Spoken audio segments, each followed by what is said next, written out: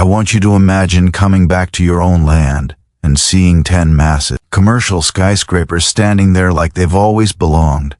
No phone call, no permission, no signature from you. The HOA built all of it while I stayed silent. And here's the part that changes everything. I waited until they finished every single building, and now they're paying me rent every month. Welcome back to Karen Stories Daily, because this story proves patience can be more powerful than confrontation. Before we get into how this happened, make sure you hit the like button and subscribe to the channel. Stories like this are real, they're unbelievable. And they show exactly what happens when entitlement runs into the law. Turn on notifications too, because you don't want to miss what comes next on Karen Stories Daily. Years ago, I bought a large piece of land near a growing business district. At the time, it was empty, just open space and long-term potential. I wasn't in a rush to build on it. I paid my taxes every year, kept my paperwork clean, and let the land sit quietly while the city grew around it. Right next to my property was a powerful HOA-controlled development, offices, retail, parking structures, and a board that believed they owned everything they could see. Over time, their buildings crept closer to my land. I noticed survey flags once or twice, but nothing crossed the boundary, or so I thought. Then life pulled me away. Work took me out of state for a long stretch. I wasn't checking the land weekly anymore. I trusted that nothing major would happen without my consent. That trust turned out to be their opportunity. Months later, I received a casual email from someone in the area, asking if I had partnered with the HOA. That one sentence made my stomach drop. I immediately pulled up satellite images. 10 skyscrapers. Not small buildings, not temporary structures. Full commercial towers, steel and glass, dominating the skyline. All of them built directly on my land. I didn't panic. I didn't call the HOA. I didn't drive over there. I didn't warn anyone. Instead, I called a lawyer. The first thing he asked was simple. Did you sell, lease, or sign anything? I said no. The second thing he said changed everything. Then stay quiet. Here's something most people don't understand. When someone knowingly builds on land they don't own, the law doesn't reward speed or money. It protects ownership, especially when the landowner can prove intent and patience. So I waited. The construction continued. Cranes moved. Glass went up. 10 skyscrapers slowly became 10 completed commercial towers. The HOA celebrated publicly. Press releases, ribbon cuttings, investors applauding their vision, all while standing on my property. Behind the scenes, we documented everything: surveys, emails, permits that didn't match parcel numbers. Internal HOA messages we later subpoenaed showed they knew the land wasn't theirs. One message literally said, "We'll settle ownership once the project is complete." That sentence alone sealed their fate. When the final building was completed, when the last crane left, when tenants began moving in, that's when we acted. Papers were filed, claims were submitted, operations were frozen. The HOA laughed at first, then they panicked, because suddenly, 10 skyscrapers worth hundreds of millions were sitting on land they never owned. When the HOA realized this wasn't an empty threat, their tone changed overnight. First came the emails, polite but nervous. They asked for a meeting, said there must have been a misunderstanding, claimed their legal team was confident this would be resolved quickly. I didn't reply. Silence can be terrifying when millions of dollars are on the line. Then came the calls. Board members, lawyers, even a city official who suddenly wanted to clarify zoning details. My attorney handled everything. Every message was logged, every call recorded. The more they talked, the more they exposed how careless they had been. What really shook them was when the court issued a temporary order. Construction was already complete, but leasing activity was paused. Tenants who had just signed long-term contracts were suddenly unsure if they could even occupy the buildings. Investors began asking questions, a lot of questions. The HOA tried to spin the story. They told tenants this was just a paperwork issue. They told the city it was a boundary dispute. But the documents didn't lie. The land was mine. Always had been. and there wasn't a single signature from me anywhere in their files. Behind closed doors, panic set in. One of their board members later admitted they assumed I'd show up mid-construction and demand a payout. They thought I'd panic, settle cheap, and walk away. What they never expected was patience. They never expected me to let them finish. That's when negotiations finally started. Their first offer was insulting. A one-time payment that didn't even cover a year of projected revenue from one building.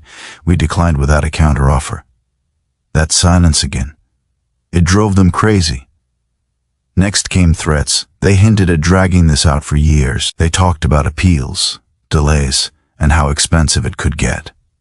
My lawyer calmly reminded them that every month they delayed, they were operating on land they didn't own, collecting rent they had no legal right to collect. That's when the power shifted. The HOA's legal team ran the numbers. Tearing down the buildings wasn't realistic. Moving them was impossible. Fighting in court risked losing everything, including public trust and investor confidence. They needed a solution that let them save face and keep the buildings operational. The solution was simple. They would pay rent. Not symbolic rent. Real commercial land lease rates, long-term contracts, monthly payments adjusted for market growth, with penalties for late payment, and clauses that gave me the upper hand if they ever defaulted. Watching them sign that agreement was surreal. The same board that once ignored my ownership was now legally obligated to pay me every month for land they tried to take. And that wasn't even the best part, because the agreement also included back rent from the moment construction began. That check alone changed my life. Once the agreement was signed and the first rent payment cleared, the story didn't stay private for long. Something this big never does. 10 skyscrapers don't quietly change hands without people noticing. Tenants started asking questions. Investors demanded explanations. And slowly, the truth began to spread. The HOA tried to control the narrative. They released a short statement saying the land lease was part of a strategic adjustment, but that story didn't last. Public records are public for a reason. Anyone could see the filings. Anyone could see who owned the land.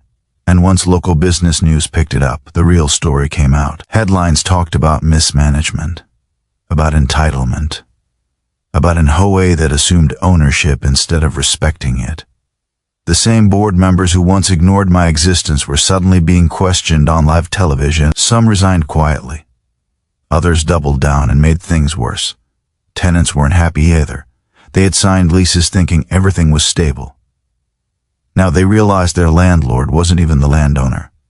Some renegotiated their contracts. Others used the chaos to walk away. The HOA lost millions not because of me, but because of their own arrogance. And through all of this, I stayed silent. I didn't do interviews. I didn't brag online. I didn't rub it in. I let the paperwork speak for itself. Every month, the rent came in. On time. Exactly as agreed. 10 separate payments tied to 10 separate buildings, all sitting on land that was finally being respected, land that had always been mine. What surprised me most was how many people reached out privately. Small landowners, families, retired couples. They told me stories about HOAs pushing boundaries, making threats, assuming people wouldn't fight back.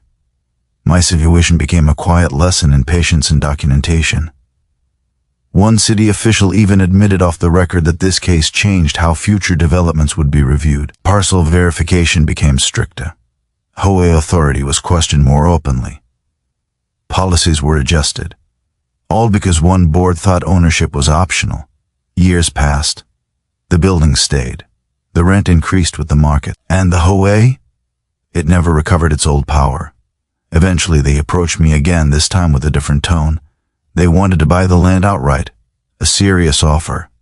Fair market value plus a premium. I considered it. I really did. Then I looked at the numbers. Owning the land beneath 10 skyscrapers wasn't just profitable. It was stable, predictable, and protected. Selling would give me a large payout once. Keeping it gave me control forever. I declined. Today I still own that land. The same land they tried to take. The same land they built on without permission. And every time I drive past those towers, I don't feel anger. I feel satisfaction. Not because I won, but because I didn't lose my patience. That's the part people miss. This wasn't about revenge. It was about letting the system work, letting entitlement expose itself, and letting the law do what it's meant to do. If you've ever dealt with an HOA that thought rules only applied to everyone else, I want to hear from you. Drop your story in the comments. Did they overstep? Did they assume you wouldn't push back? Let's talk about it. And if this story made you smile even once, make sure you share it with someone who needs a reminder that patience beats power more often than you think. Don't forget to like the video and subscribe to Karen's Stories Daily for more real stories where entitlement meets reality. Because sometimes the best move isn't to stop them. It's to let them finish. Then collect the rent.